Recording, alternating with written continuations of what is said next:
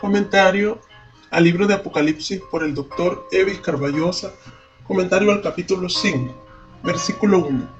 Y vi en la mano derecha del que estaba sentado en el trono un libro escrito por dentro y por fuera, sellado con 7 sellos.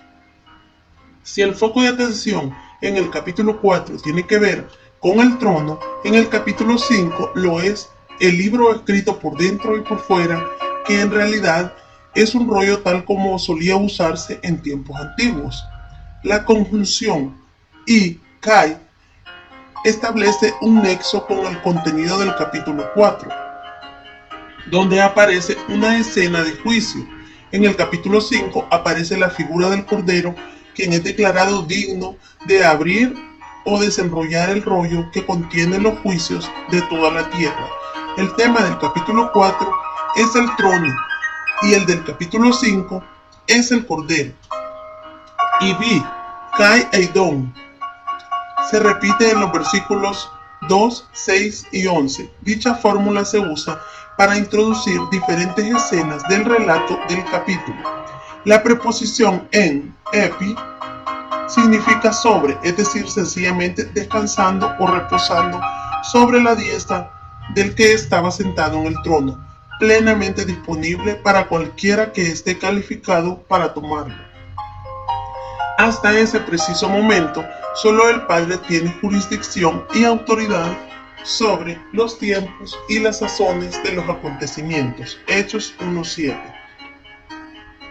Un libro escrito por dentro y por fuera, sellado con 7 sellos, se refiere a un rollo de papiro que contiene todo el consejo de Dios, tal como lo sugiere el hecho de estar escrito por dentro y por fuera, o sea, por delante y por detrás de ambos lados.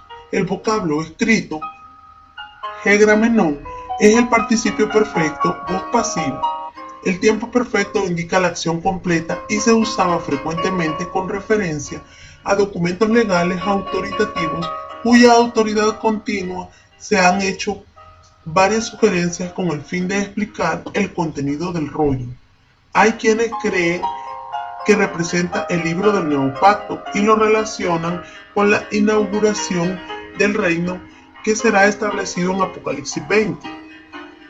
Otros creen que el rollo es un testamento o última voluntad que garantiza que Dios ha reservado la herencia para los santos. También hay quienes sugieren que el rollo representa al libro de la vida del Cordero, tan señalado a través del Apocalipsis. Otros opinan que el libro o rollo representa el plan divino de la redención profetizado en el Antiguo Testamento y cumplido en el Nuevo Testamento.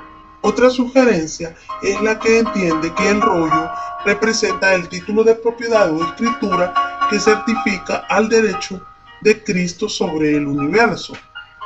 El contenido del rollo pone al descubierto los acontecimientos que conducen o desembocan en la inauguración del reinado glorioso del Mesías, la segunda venida de Cristo para establecer su reino y su soberanía en la tierra. Será precedida de los juicios de la 70ª semana de Daniel, es decir, la gran tribulación, Daniel 9:27 y Mateo 24. Después de los terribles juicios de la gran tribulación, Cristo tomará posesión de la tierra como Señor y Rey. Los derechos de Cristo sobre la tierra son establecidos incluso antes de romper el primero de los sellos. El derecho de Cristo se basa sobre su obra redentora, Apocalipsis 5:9. Sobre su carácter como creador de todo, Colosenses 1:16, y sobre su autoridad como el Hijo del Hombre, Salmo 8 del 3 al 6, Hebreos 2 del 5 al 9.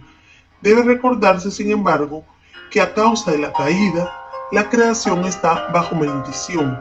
Es propio, por lo tanto, que el derecho redentor de Cristo reciba prioridad lógica por encima de sus otros derechos. Para quienes rechazan la redención que Él ofrece, solo les aguarda la ira contenida en el rollo.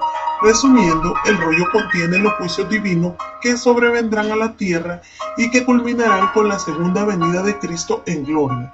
Walter Scott lo describe así: Contiene la historia del futuro y nos proporciona los pasos sucesivos necesarios para la inauguración del reino universal de Cristo.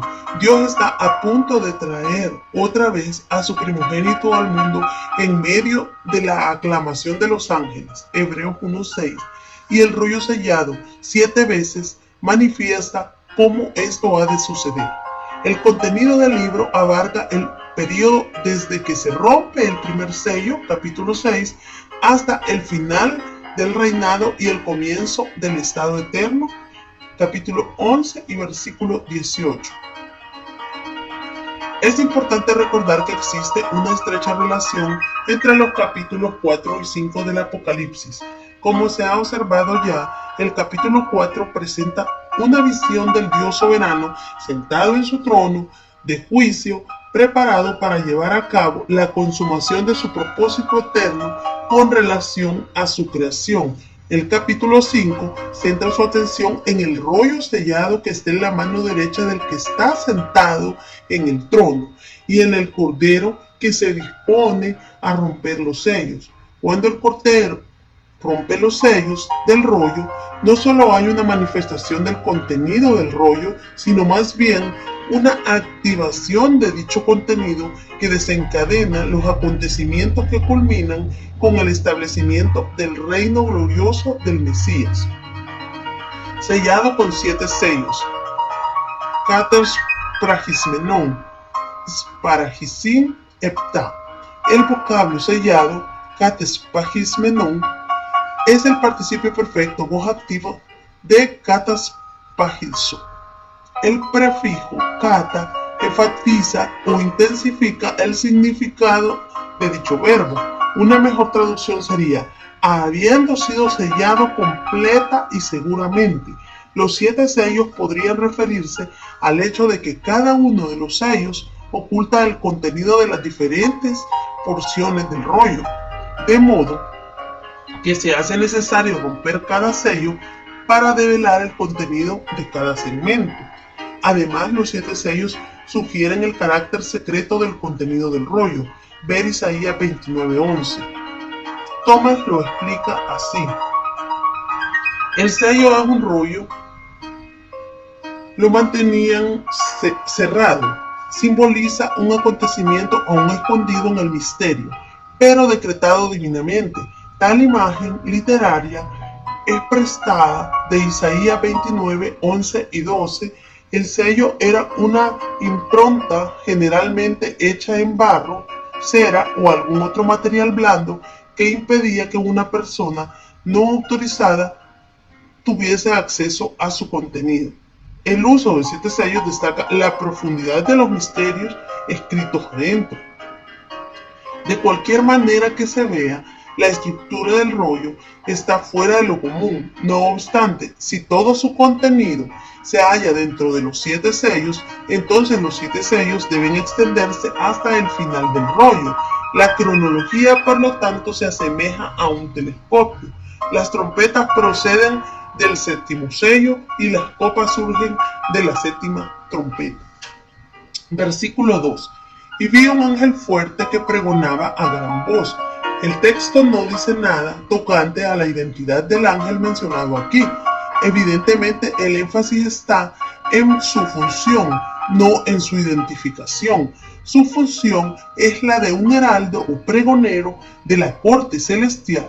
Se describe como fuerte, Ish Iron, es decir, capacitado para ejecutar una tremenda responsabilidad. Su voz es grande, megalei, capaz de alcanzar todo el universo. Este ángel fuerte se dispone a realizar una solemne y contundente proclamación.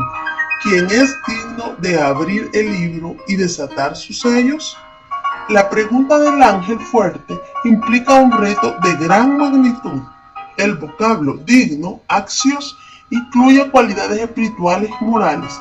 Según A.T. Robertson, se trata de alguien digno en rango y carácter. Ver Juan 1:27.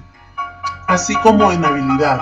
La búsqueda es de alguien que reúna los requisitos morales y espirituales que le permitan desenrollar el pergamino y desatar sus sellos con el fin de activar su contenido. Solo alguien con dignidad propia está calificado para abrir el libro y desatar sus sellos. La voz potente y penetrante del ángel fuerte, como la de un minucioso escudriñador, recorre todos los rincones del universo sin encontrar a nadie que califique para la singular tarea de poner al descubierto los traumáticos acontecimientos contenidos en el rollo perfectamente sellado. Versículo 3. Y ninguno, ni en el cielo, ni en la tierra, ni debajo de la tierra, podía abrir el rollo, ni aún mirarlo. La pregunta del ángel produce consternación en los tres grandes ámbitos de la creación. Ver Filipenses 2:10. Y ninguno cae o deis, es decir, nadie dentro del ramo de todo lo creado es hallado, ni en el cielo. Sugiere que los ángeles no cumplen los requisitos. Los ángeles no tienen nada en común con el mundo de los seres humanos, ni el arcángel Miguel, cuyo nombre significa quien es como Dios, ni el ángel Gabriel, que significa el poder de Dios, poseen las cualidades requeridas para abrir el rollo y romper sus sellos. Ni en la tierra. Señala al hecho de que nadie entre los hombres es hallado. La raza humana está bajo juicio y maldición y por lo tanto completamente descalificada para producir a alguien capaz de llevar a cabo el acto de romper los sellos. Ni debajo de la tierra. Es probable que se refiera al Hades o Seol. Señala al bajo mundo y debe identificarse aquí como el lugar donde habitan los espíritus de quienes han muerto sin Cristo, y también podría incluir la presencia de demonios. Ninguno podía abrir el libro ni aún mirarlo. Al finalizar la búsqueda, el apóstol Juan llega a la conclusión de que no se ha hallado a nadie, ni moral ni espiritualmente capaz de abrir el sello ni aún mirarlo. Si se toma en cuenta de que el rollo contiene los consejos eternos y los juicios divinos con los que Dios ha de poner fin a esta etapa presente de la historia, entonces puede comprenderse el por qué nadie puede abrir el rollo ni mirar su contenido. Solo Jesucristo tiene toda la autoridad en el cielo y en la tierra. Mateo 28:18. Cristo es quien tiene autoridad para juzgar. Juan 5:22 y 27. Ver también Hechos 17, 30 y 31. Solo aquel que es digno de romper los sellos con que el rollo está sellado, está calificado para mirar, es decir, ejecutar el contenido del rollo. El rollo sellado contiene los juicios y las conmociones descritas por Cristo en Mateo 24, que son las mismas de la semana 70 de Daniel. El Cristo glorificado es el único digno para iniciar, ejecutar y concluir dichos juicios. Versículo 4. Y lloraba yo mucho porque no se había hallado a ninguno digno de abrir el libro, ni de leerlo, ni de mirarlo. El apóstol Juan expresa su reacción ante la incapacidad de encontrar a alguien digno de abrir el rollo y romper sus sellos. El verbo lloraba, eclaión, es el imperfecto indicativo voz activa de eclaio, que significa llorar audiblemente, lamentarse en voz alta. La idea del verbo es muy descriptiva y podría expresarse así: comencé a llorar en voz alta y continué sollozando. Juan no lloraba por lástima de sí mismo, sino porque pensaba que el rollo de la visión permanecería sellado para siempre, a menos que los sellos sean rotos y el rollo del destino desenrollado, el plan de Dios para el universo, será frustrado. De ahí que el vidente rompa en llanto incontrolado. Lloraba ante la posibilidad de que la acción final y decisiva de Dios fuese pospuesta indefinidamente. La cuestión es del todo clara. Si el rollo no es abierto mediante la rotura de sus 7 sellos, el plan de Dios respecto a la tierra y la humanidad no podría cumplirse, pero el rollo solo podía ser abierto por alguien que fuese digno, tanto moral como espiritualmente. El hecho de no hallar a nadie con las cualidades requeridas provocó el llanto incontrolable de Juan. El lamento del apóstol es una elocuente demostración del estado caído del hombre y de su ruina espiritual. La indignidad del hombre no le permite ni siquiera mirar el contenido del rollo. El único digno es el Cristo glorificado, el Rey Mesías, el soberano del universo. Versículo 5. Y uno de los ancianos me dijo: no llores. Uno de entre los ancianos habló al apóstol Juan. Este anciano es uno de los 24 seres angelicales que rodean el trono del juez celestial. Apocalipsis 4, 4 y 10. El apóstol recibe la orden de dejar de llorar, Mei Clayé, y centrar su atención en el majestuoso león de la tribu de Judá. Esta designación señala a la profecía pronunciada por Jacob en Génesis 49, 9 y 10. Cachorro de león, Judá, de la presa subiste, hijo mío, se encorvó, se echó como león, así como el león viejo. ¿Quién lo despertará? No será quitado el cetro de Judá, ni el legislador de entre sus pies hasta que venga Silo, y a él se congregarán los pueblos. La frase león de la tribu de Judá es un anuncio de que viene el día en que Cristo, el Cordero, asumirá el carácter de león con relación a Israel. Como león de la tribu de Judá, el Mesías aplastará a todos los enemigos de su pueblo. La raíz de David es un título que, igual que el anterior, mira al Antiguo Testamento. Ver Isaías 11 del 1 al 5, también Romanos 15, 12 y Apocalipsis 22, 16. Cristo, como la raíz de David, posee todos los derechos al reino mesiánico y de él emana toda la gloria real que será exhibida cuando se siente en el trono de David y reine sobre la casa de Jacob. Lucas 1, 32 y 33. Cleon Rogers Jr. hace la siguiente observación: la figura del león, que denota fuerza, coraje, majestad, apariencia de temor y excelencia intelectual, es un bien conocido símbolo aplicado al Mesías. Este es el gobernador político nacional de la tribu de Judá. El Mesías, el hijo de David, Génesis 49, 9. La otra designación en Apocalipsis 5, 5 de aquel que es digno de abrir el libro es la raíz de David. Hey Hachritza David. Esta es una referencia obvia a Isaías 11, 1 y 10. Ver Isaías 53, 2 y se refiere a los humildes comienzos del Mesías, quien regirá sobre el reino de David. La raíz Shere Ridisa sugiere el tocón de un árbol que ha sido cortado, del cual se desarrolla una raíz que a la postre de nuevo se convierte en un árbol. La connotación aquí es que la nación de Israel ha sido cortada, pero ahora hay uno de la dinastía de David que tiene el derecho de reinar y el árbol florecerá otra vez.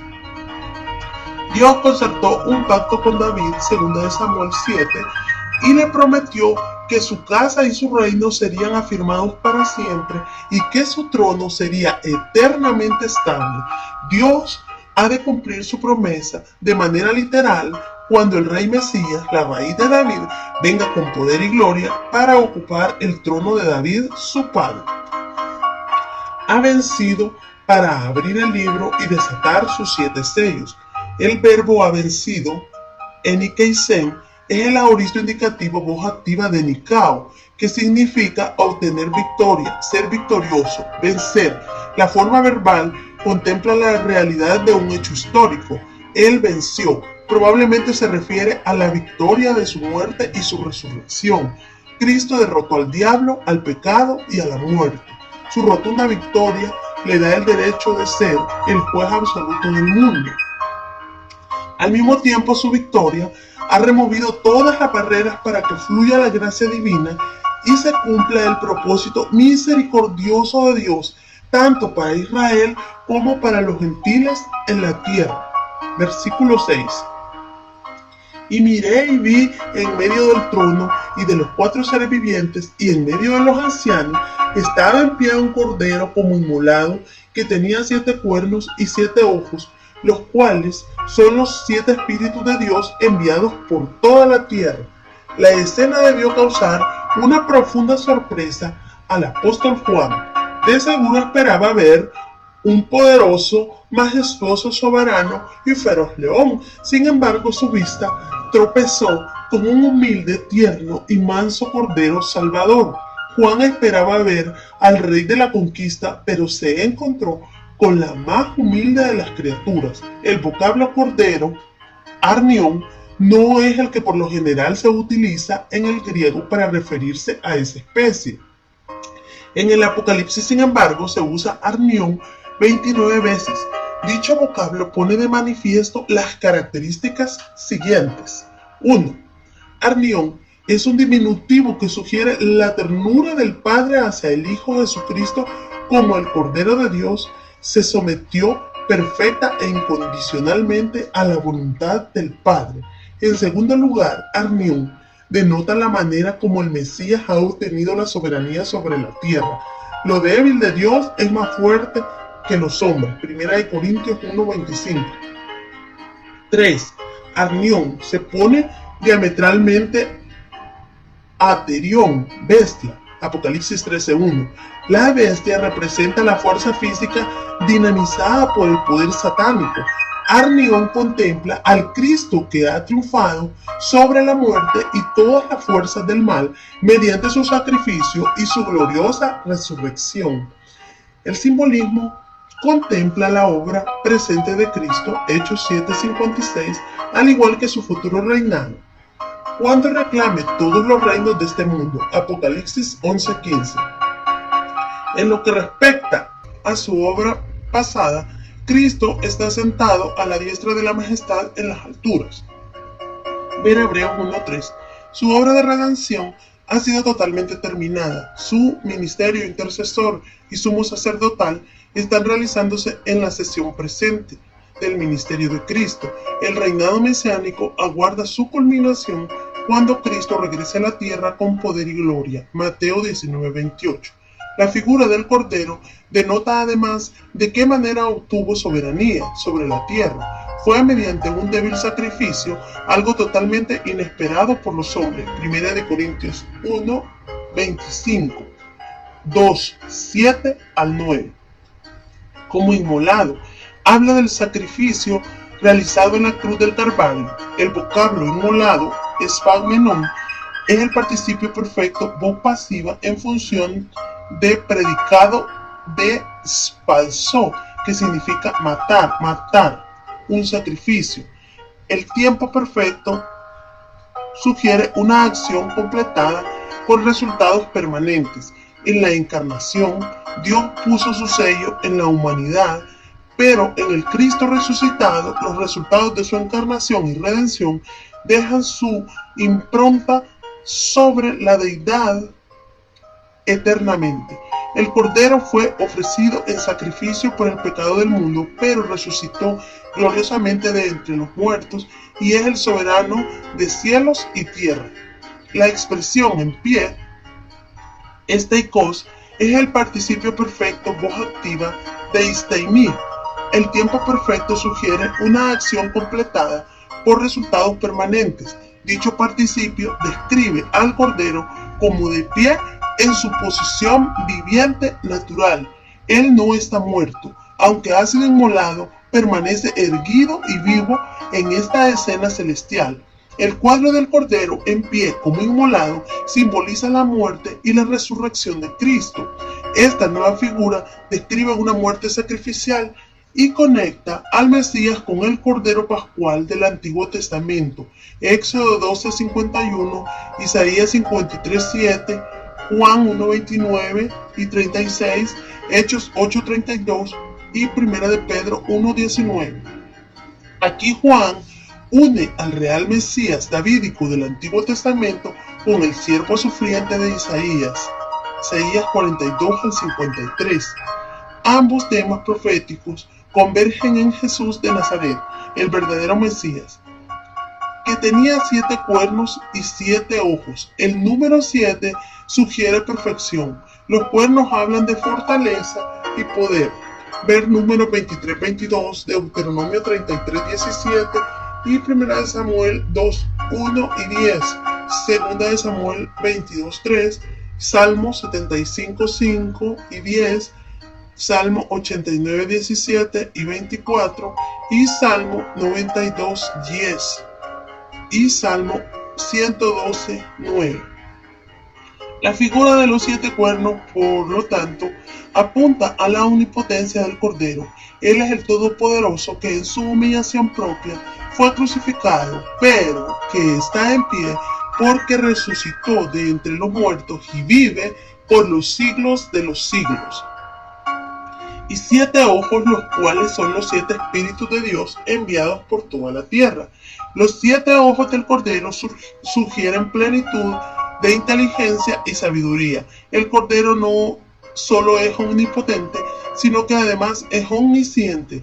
Tiene absoluto y total conocimiento de todo lo que ocurre en el universo y al mismo tiempo tiene completo control de todos los acontecimientos que transcurren. Los 7 ojos son los 7 espíritus de Dios. Esto significa que el Espíritu Santo, la tercera persona de la Trinidad, ha de tener un ministerio de intensa actividad durante los días finales de la historia presente. La expresión los 7 espíritus de Dios significa la presencia del Espíritu Santo en su plenitud. El Espíritu Santo será enviado por toda la tierra como el agente ejecutor del plan consumador del omnipotente Cordero. Resumiendo, Apocalipsis 5, del 1 al 6, presenta un cuadro maravilloso de la dignidad del Cordero, Cristo Jesús. Él es el león de la tribu de Judá, la raíz de David, el vencedor, quien tiene el derecho absoluto para desarrollar el rollo de los juicios y romper sus 7 sellos. Su dignidad guarda relación directa con el hecho de que fue inmolado por los pecados del mundo y resucitó triunfante de entre los muertos. Versículo 7. Y vino y tomó el libro de la mano derecha del que estaba sentado en el trono. Este versículo describe la entrega del rollo de los juicios al Cordero Jesucristo. El que está sentado en el trono es Dios el Padre, quien a su vez sostiene el rollo en su diestra. El Señor Jesucristo, designado como el Cordero, es quien viene y toma el rollo. El primer verbo, vino, está en el tiempo aoristo, mientras que el segundo verbo, tomó, es un perfecto dramático usado para describir la conmovedora escena del traspaso del rollo de la mano del Padre a la del Hijo. El Cordero inmolado y resucitado es digno de tomar el rollo. El acto de tomar el rollo es muy significativo. El rollo está sobre la diestra del Padre, contiene todos los juicios futuros con los que Dios ha de consumar la historia tal como la conocemos ahora, con miras a inaugurar la etapa gloriosa del reino del Mesías. El hecho de que el Cordero recibe o toma el rollo sugiere que es Él quien ejecuta los juicios contenidos en los sellos y que se corresponden con lo que ocurrirá durante la 70ª semana del profeta Daniel. Ver Daniel 9:27, Daniel 12:1 y 2 y Mateo 24 del 3 al 30. Versículo 8. Y cuando hubo tomado el libro, el simple hecho de tomar el rollo, no el de abrirlo, produce un triple brote de alabanza de parte de los rangos angelicales. En primer lugar, la alabanza procede de los 4 seres vivientes y los 24 ancianos. Ver Apocalipsis 4 del 4 al 11. Estos seres angelicales del más elevado rango reconocen la dignidad del Cordero y su deidad, puesto que se postraron delante de él en adoración y sometimiento. El verbo postraron, epesan, es el aoristo indicativo de pipto, que significa caer al suelo. Los ángeles del más elevado rango caen al suelo en adoración y respeto delante de la presencia del Cordero. Cada uno, castos, de los que caen al suelo en adoración, tenía un arpa y una copa de oro llena de incienso. Es probable que incluya tanto a los 4 seres vivientes como a los 24 ancianos, aunque podría limitarse solo a los 24 ancianos. Los instrumentos usados en la adoración son: 1. Las arpas. Quitarán. Era un instrumento parecido a la lira, tal vez a la guitarra. Dicho instrumento sugiere regocijo y victoria. Ver Primera de Crónicas 25, 1 y 6. Segunda de Crónicas 29, 25. Salmo 71, 22. Salmo 92, 3. Salmo 149, 3. También se relaciona con la profecía. Ver Primera de Samuel 10 y 5. Primera de Crónicas 25, 3 y Salmo 49, 4. 2. Las copas de oro, pialas crisas, eran probablemente vasijas de tamaño mediano semejante a un tazón o dulcera. Zacarías 14:20. El cuadro presentado se asemeja al tabernáculo y al templo del Antiguo Testamento. Los tazones o copas de oro están llenas de incienso, gemosas timiamatón, es decir, llenas del olor del incienso que es quemado en el acto de adoración. El humo del incienso quemado simboliza las oraciones de los santos. Ver Salmos 141:2 y Lucas 1:10. Los santos referidos aquí no parecen ser los santos en general, sino más bien el conjunto de aquellos que sufren martirio durante las persecuciones de la gran tribulación. Los llamados salmos imprecatorios son particularmente apropiados para el uso de ellos, puesto que oran por su propia liberación y por la destrucción de sus enemigos. Los santos, tanto del Antiguo Testamento como de la Iglesia, ya están en la presencia de Dios en el cielo. Aquellos cuyas oraciones son simbolizadas por el humo del incienso son los que han sufrido las persecuciones del Anticristo y han sido muertos por dar testimonio de su fe en el Mesías. Ver Apocalipsis 6, 9 al 11 y 12, 17. 13 del 7 al 10. Evidentemente, los 24 ancianos son quienes ofrecen el perfume del incienso que simboliza las oraciones de los santos como una demostración de simpatía e identificación con las aspiraciones de los santos quienes sufren los embates de la tribulación en la tierra. Versículo 9. Y cantaban un nuevo cántico diciendo: el verbo cantaban, adousin, es el presente indicativo voz activa de Aidó. El tiempo presente tiene una función histórica y debe traducirse como un pretérito imperfecto para que concuerde con la expresión se postraron del versículo 8. Es probable que este coro celestial esté compuesto de los 4 seres vivientes y los 24 ancianos. Son ellos quienes caen al suelo en adoración al Cordero y ahora unen sus voces para darle alabanza y reconocimiento. El canto expresa alegría, gozo y adoración. Tanto en el Antiguo como en el Nuevo Testamento se enseña que la adoración a Dios es expresada a través de la música, y la canción adquiere un carácter sublime y magnífico.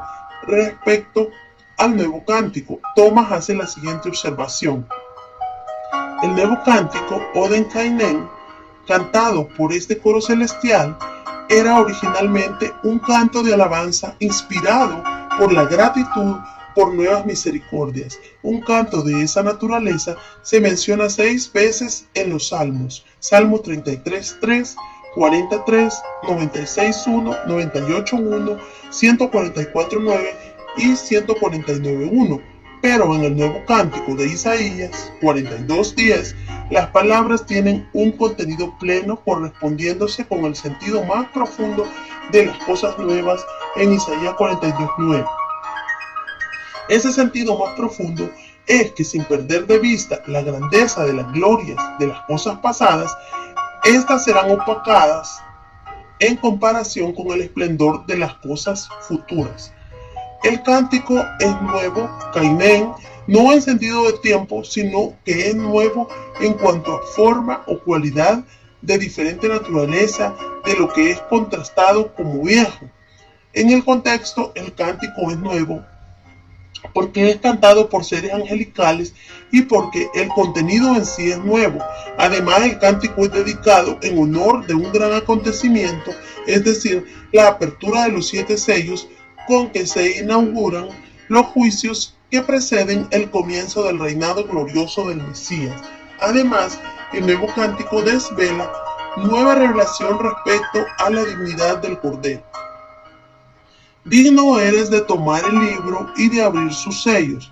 Así comienza la alabanza cantada por 28 voces compuestas de los 4 seres vivientes y los 24 ancianos. El vocablo digno, axios, es el mismo que aparece en 4:11. El Cordero comparte la dignidad del Padre porque Él es Dios y por tanto es digno de recibir la adoración debida a su persona. Sin embargo, la dignidad proclamada aquí se relaciona no tanto con su ser esencial como con la magnífica obra de redención efectuada por el Cordero. Mediante su sacrificio expiatorio, el Cordero ha provisto el pago completo del rescate necesario para librar al pecador de su esclavitud. El cántico, pues, reconoce que el Cordero ha provisto salvación de la siguiente manera. 1. Porque fuiste inmolado. Oti espagesis.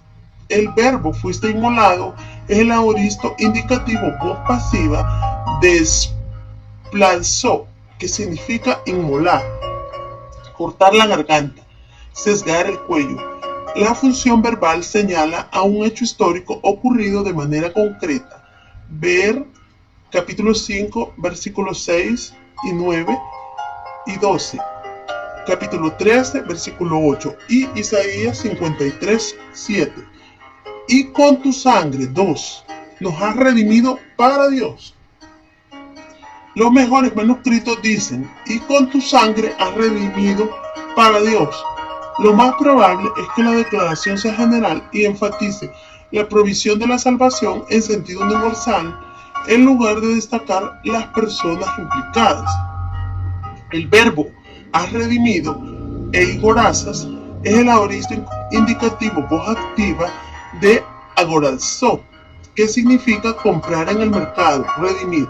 En el Nuevo Testamento, tanto Pablo como Pedro usan dicho verbo con referencia a la salvación, considerándola como una compra. Ver 1 Corintios 6:20, 7:23, Gálatas 3:13, 4:5, 2 de Pedro 2:1, 1 de Pedro 1:18 y 19. Debe recordarse que el mismo Señor Jesucristo afirmó que había venido para dar su vida en rescate por muchos. Marcos 10:45. Para Dios indica para hacer de Él, es decir, para su beneficio. La persona para cuyo beneficio la compra fue hecha no es otro sino Dios mismo, como lo indica toi theoi, para Dios. El precio pagado lo expresa la frase con tu sangre, en toi aimati sou, o por medio de tu sangre. Ver capítulo 1, versículo 5. La sangre representa la muerte sustitutoria del Cordero. El precio pagado por el rescate fue su propia sangre. Ver Efesios 1:6, Hechos 20:28. De todo linaje y lengua, pueblo y nación. Ekpaseis, Phileis, Kai, Loseis, Kai, Lau, Kai, Ethnos.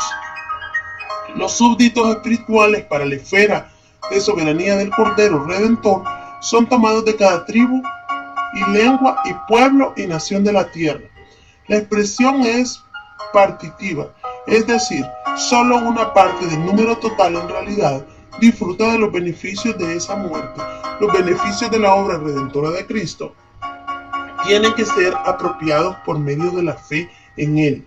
Gente de todo linaje, lengua, raza y orientación política está representada en esta amplia compañía de los beneficiarios de la redención de Cristo. Versículo 10. Y nos has hecho para nuestro Dios reyes y sacerdotes y reinaremos sobre la tierra. Los mejores manuscritos presentan la siguiente lectura: y has hecho para nuestro Dios un reino y sacerdotes y reinarán sobre la tierra. Esta lectura armoniza mejor con el contexto y es preferible a la de la Reina Valera 1960. Los redimidos del Cordero se han hecho un reino para Dios. El verbo has hecho, epoiesisas, es el aoristo indicativo, voz activa de poieu, que significa hacer. El tiempo aoristo tiene aquí una función profética anticipando el resultado final de la acción. Como posesión de Dios, los redimidos no serán meramente pueblo de Dios sobre quien Él reina, sino que también compartirán el gobierno de Dios en el reino milenial venidero. Ver 1 Corintios 4:8 y 6:3. Además de ser un reino, los redimidos son sacerdotes para Dios. Como tales, los redimidos sirven a Dios y tienen libre e inmediato acceso en su presencia. Es un tributo a la gracia de Dios que hombres pecadores rebeldes de entre todas las naciones, tribus y lenguas hayan sido redimidos, perdonados, justificados y santificados para hacer de ellos un reino y sacerdotes para Dios. Ver Apocalipsis 1:6 y 20:6. A esto solo puede decirse gracias a Dios por su don inefable. Y reinaremos sobre la tierra, o mejor, y reinarán sobre la tierra. Los redimidos por el Cordero participarán del reinado glorioso del Mesías en la tierra y disfrutarán de las bendiciones que el Señor ha de derramar sobre ellos de manera abundante. La referencia no es al reino espiritual presente de los creyentes, sino al reino escatológico que el Mesías inaugurará con su gloriosa segunda venida. Ven Apocalipsis 24 y 22:5. La meta de la historia es el establecimiento del reinado glorioso del Mesías. Dicho reino se caracterizará por la existencia continua de paz, justicia y santidad. Será un tiempo en que toda la tierra estará llena del conocimiento del Señor. Isaías 11:6, Habacuc 2:14. Dios cumplirá su propósito original tocante a la tierra y tocante al hombre. Ver Salmo 8, Hebreo 2 del 5 al 9. Debe recordarse que el reinado del Mesías será eterno. Daniel 2:44 y 7:13 y 14. Apocalipsis 11:15. Pero ese reino eterno tendrá un prólogo histórico que durará 1000 años, durante el cual la gloria del Mesías se manifestará en todo su esplendor y será reconocido entre los hombres como Rey de Reyes y Señor de Señores. Versículo 11.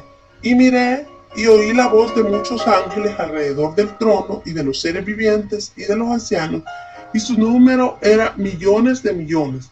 Este versículo introduce la segunda expresión de alabanza de parte de la hueste celestial.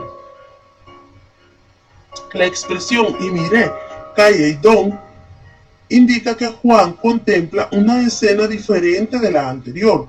Juan escucha la voz de muchos ángeles que forman un amplio círculo alrededor, Kiklor, del trono, pero evidentemente alejados del círculo de los 4 seres vivientes y los 24 ancianos. El número de los ángeles que el apóstol vio alrededor del trono es incalculable. El texto griego dice que eran muchos ángeles, angelón, poión, y que su número era 10.000 de 10.000 y miles de miles, miriades, miriadón, kai, chiliades, chiliadón. Sin duda, esta es una manera de expresar el hecho de que es imposible determinar el número del ejército angelical. Versículo 12. Que decían a gran voz: el Cordero que fue inmolado es digno de tomar el poder, las riquezas, la sabiduría, la fortaleza, la honra, la gloria y la alabanza. La alabanza angelical es imposible de describir. El texto no dice que los ángeles cantaron, solo dice que decían a gran voz: legontes ponei megalén. Al unísono, la celebración ensordecedora del coro angelical proclama la dignidad del Cordero Redentor. El canto de los seres vivientes y de los ancianos expresa la obra de Cristo en su muerte. Ahora los ángeles cantan de las posesiones de Cristo en su gloria. Evidentemente los ángeles se regocijan con la obra del Cordero y toman parte activa en la alabanza de su dignidad y proclaman a gran voz digno es el cordero el que fue inmolado. Texto griego.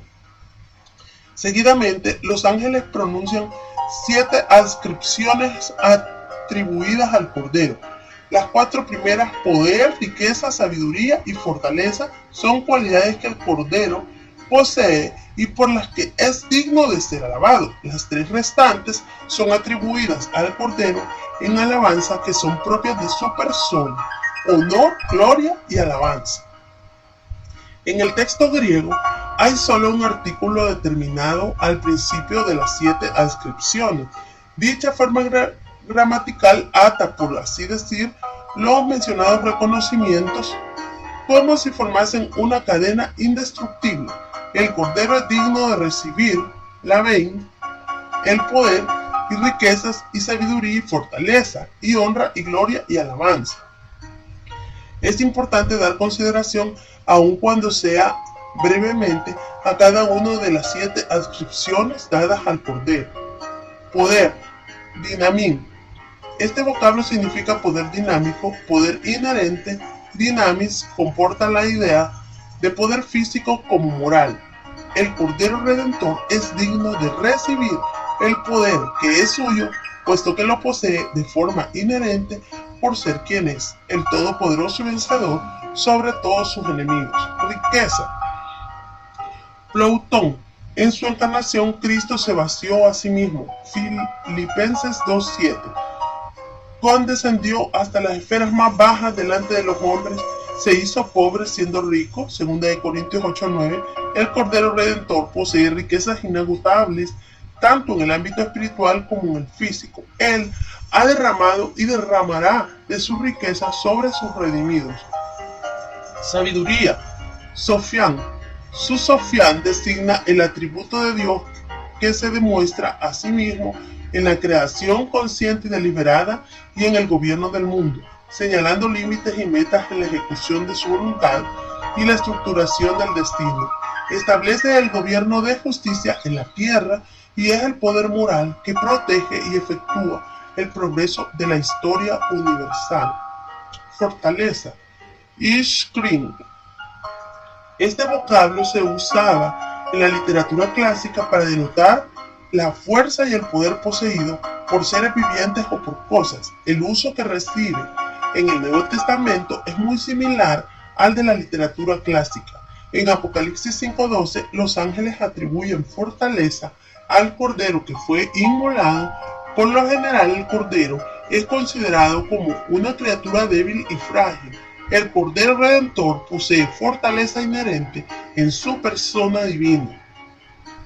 Él demostró esa fortaleza al llevar sobre sí la carga del pecado del mundo y resucitando de entre los muertos. Ver Efesios 1:19. Al final de la historia, la demostrará cuando destruya a todos sus enemigos. Ver Apocalipsis 19:15. Honra. Timein. El Señor Jesucristo dijo: porque el Padre a nadie juzga, sino que todo juicio dio al Hijo, para que todos honren al Hijo como honran al Padre. El que no honra al Hijo, no honra al Padre, que le envió. Juan 5:22 y 23. La honra es propia de Cristo porque Él es Dios. Dios el Hijo es digno de la misma honra que Dios el Padre. Una de las razones teológicas que demanda el establecimiento del reino mesiánico es la necesidad de que el Mesías sea honrado en medio de los hombres dentro del tiempo y de la historia. Tal como fue históricamente humillado, será históricamente honrado. Filipenses 2 del 5 al 11. Gloria, doxan. En la Biblia, gloria, doxa, es una cualidad que pertenece a Dios y es reconocida por el hombre solamente en respuesta a Él. Jesucristo es la efulgencia de la gloria de Dios. Hebreos 1:3. Pero cuando se encarnó, esa gloria fue velada. Solo en raras ocasiones su gloria fue vista por los hombres. Ver Juan 1:14, Mateo 17 del 1 al 5 y 2 de Pedro 1:17. Él es digno de recibir gloria y en realidad la ha de recibir cuando venga para inaugurar su reino de paz y justicia. Mateo 24:30. alabanza. Eulogian. Este vocablo procede del verbo eulogeo, que significa hablar bien, en el sentido de dar alabanza. Él es digno de recibir alabanza como expresión de gratitud por todos los beneficios y bendiciones que ha derramado sobre los hombres, particularmente sobre sus redimidos. Versículo 13. Hay una tercera manifestación de alabanza dirigida al que está sentado en el trono y al Cordero. El texto lo expresa así: y a todo lo creado que está en el cielo y sobre la tierra y debajo de la tierra y en el mar, y a todas las cosas que en ellos hay, oí decir.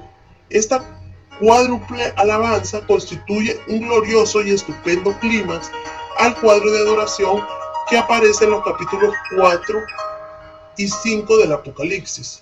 Todos los seres conscientes del universo se unen para dar alabanza y rendir homenaje tanto a Dios el Padre como a Dios el Hijo, simbolizado por el Cordero. Obsérvese que hay una cuádruple división de la creación, y todos los seres vivientes e inteligentes de cada uno de esos ámbitos honran al Padre y al Hijo por igual. Tal acción debe considerarse como una prueba de la absoluta deidad de Cristo. Al que está sentado en el trono y al Cordero sea la alabanza, la honra, la gloria y el poder por los siglos de los siglos. Esta maravillosa frase es enfática gramaticalmente. Hay un polisindetón, es decir, la repetición de la conjunción copulativa y, pero además el artículo determinado acompaña a cada uno de los sustantivos. La conjunción se repite para que el lector dé atención a cada sustantivo, y el artículo determinado obliga a individualizar cada componente de la doxología. La perfección del plan diseñado por el que está sentado en el trono y ejecutado por el Cordero es de una magnitud tal que no puede hacer menos que producir una alabanza que implique a todos los seres inteligentes de la creación.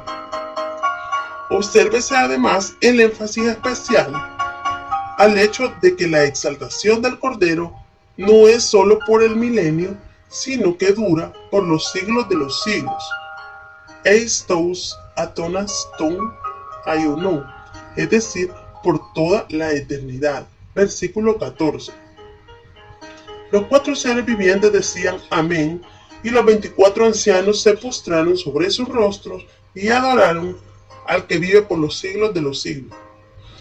Los 4 seres vivientes, como superiores a todos los otros seres creados, apropiadamente ponen el sello de aprobación en la alabanza de la creación. El verbo decían, elegón, es el imperfecto indicativo voz activa del lego. Esa forma verbal podría traducirse decían continuamente, repetían una y otra vez. Los 4 seres vivientes fueron quienes iniciaron la alabanza delante del trono celestial, y ahora no cesan de repetir amén. El amén de los 4 seres vivientes sirve de señal a los 24 ancianos para postrarse en adoración delante del que está sentado en el trono, Dios el Padre, y del Cordero, Dios el Hijo. Obsérvese que los ancianos no pronuncian palabra alguna. Su adoración es sobrecogedoramente solemne. Es una adoración que no necesita palabras. Simbólicamente reconocen su completa sujeción a ellos, Dios el Padre y el Cordero, y procuran exaltarles en alabanza y adoración. Resumen y conclusión. El capítulo 5 del Apocalipsis presenta la visión del rollo, que contiene la totalidad de la revelación de la intervención final de Dios en los días finales de la consumación de la historia. El rollo está en la diestra de Dios el Padre. El rollo tiene que ver con juicios, y es el Hijo quien tiene la responsabilidad de ejecutar juicios tanto en el ámbito terrestre como en el cósmico. Es por ello que nadie puede romper los sellos que impiden la lectura del contenido del rollo. Solo el león de la tribu de Judá, la raíz de David, es decir, el Mesías, es digno de romper los sellos con los que el rollo está sellado. Él es el Cordero, o sea, el sacrificio perfecto ofrecido por el pecado del mundo. Él murió y resucitó de entre los muertos y vive por los siglos de los siglos. Él toma el rollo de la mano del Padre porque el Cordero tiene la potestad para juzgar. El hecho de que el Cordero asume su responsabilidad de juez supremo del universo produce una triple brote de alabanza. La primera procede de los seres angelicales del mayor rango, los 4 seres vivientes y los 24 ancianos. La segunda pronuncia las miríadas de ángeles que forman un amplio círculo alrededor del trono celestial. Finalmente hay una tercera alabanza por la totalidad de las criaturas racionales del universo. El Cordero es alabado por su perfecta obra expiatoria, por haber redimido para Dios un pueblo extraído de entre todos los diferentes grupos étnicos de la tierra, por haber constituido un reino y sacerdotes para Dios, y por el hecho de que los redimidos reinarán con él sobre la tierra. Incuestionablemente, los creyentes de hoy día pueden y deben proclamar las verdades gloriosas contenidas en los capítulos 4 y 5 del Apocalipsis. La certeza del cumplimiento de los propósitos de Dios, a pesar de que el mundo ignore a Dios soberano, debe producir un singular consuelo en el corazón de todo cristiano. Cristo ha de ser alabado por la totalidad de los seres racionales del universo. Apocalipsis 5:13, Filipenses 2:11. Mientras llega ese día, la Iglesia cristiana debe enseñar y vivir de manera que el Cordero Redentor, Mesías, sea alabado en el mundo presente.